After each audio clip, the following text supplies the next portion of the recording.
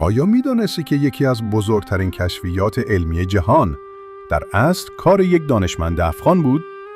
اما تاریخ نام او را پاک کرد. در این ویدیو سفری می‌کنیم به گذشته‌ای که فراموش شده.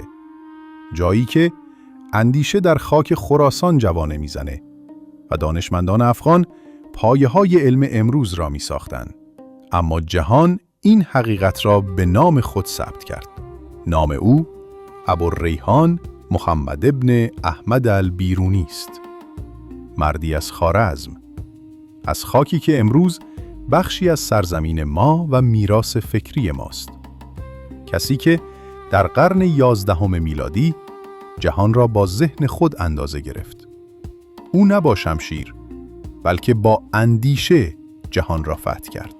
بیرونی نخستین کسی بود که گفت زمین به دور خورشید میچرخد و با دقتی حیرت انگیز شعاع زمین را محاسبه کرد. با خطایی کمتر از 1% در زمانی که هیچ تلسکوپی وجود نداشت. اما در کتاب‌های غرب این افتخار را به نام دیگران نوشتند. در مدارس جهان وقتی از کوپرنیک و گالیله نام میبرند، هیچ کس نمیگوید 2 قرن پیش از آنها یک مرد از خوارزم این را گفته بود. این سکوت همان سرقتی است که تاریخ مرتکب شد.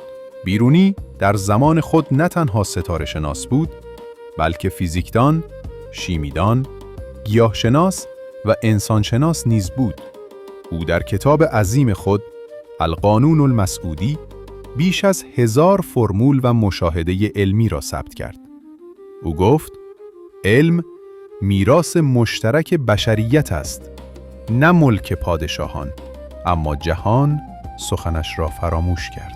در یکی از نوشته‌هایش بیرونی میگوید اگر زمین میچرخد ما سقوط نمی کنیم، زیرا هوا با ما میچرخد. این جمله ساده به نظر میرسد، اما در حقیقت پایه فهم امروز ما از حرکت نسبی و جاذبه است.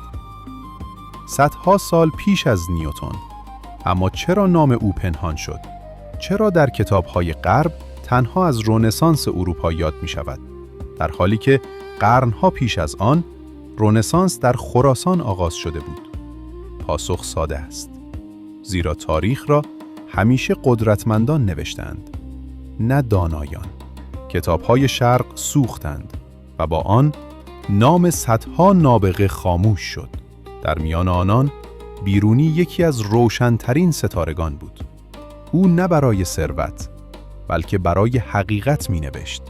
در زمانه‌ای که بیشتر مردم زمین را تخت می‌دانستند، او در صحرای خوارزم با چوب و ریگ مدار سیارات را می‌کشید.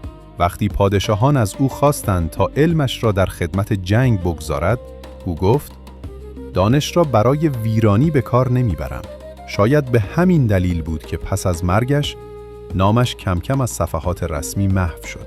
اما اندیشش در دل دانشمندان دیگر زنده ماند.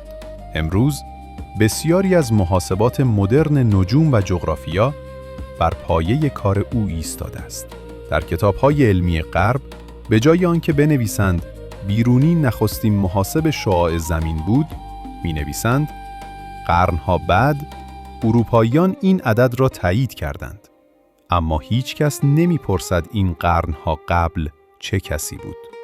دوستان عزیز، این ویدیو درباره شکوه فراموش شده ماست.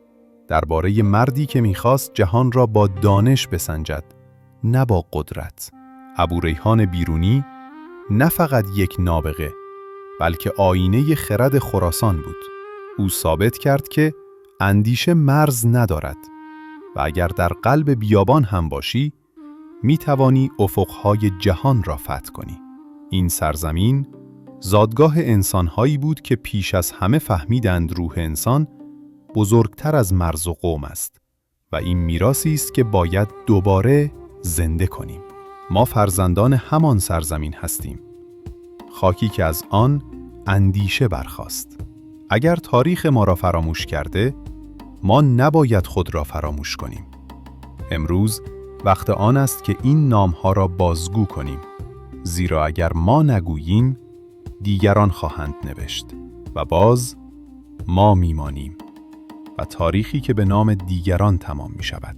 بیرونی تنها یک نام نیست. او نماد هر افغان و هر خراسانی است که در سکوت با اندیشه‌اش جهان را روشن ساخت و سهمی از افتخار نبرد. به یادش این جمله را تکرار کنیم: دانش را نمیتوان دزدید، زیرا نور همیشه راه خود را پیدا می کند. و اگر می خواهی این داستان‌های فراموش شده را بیشتر بشناسی، ویدیوی بعدی را ببین. آنجا از دیگر فرزندان این خاک خواهیم گفت که هنوز در سایه تاریخ منتظر شنیده شدنند.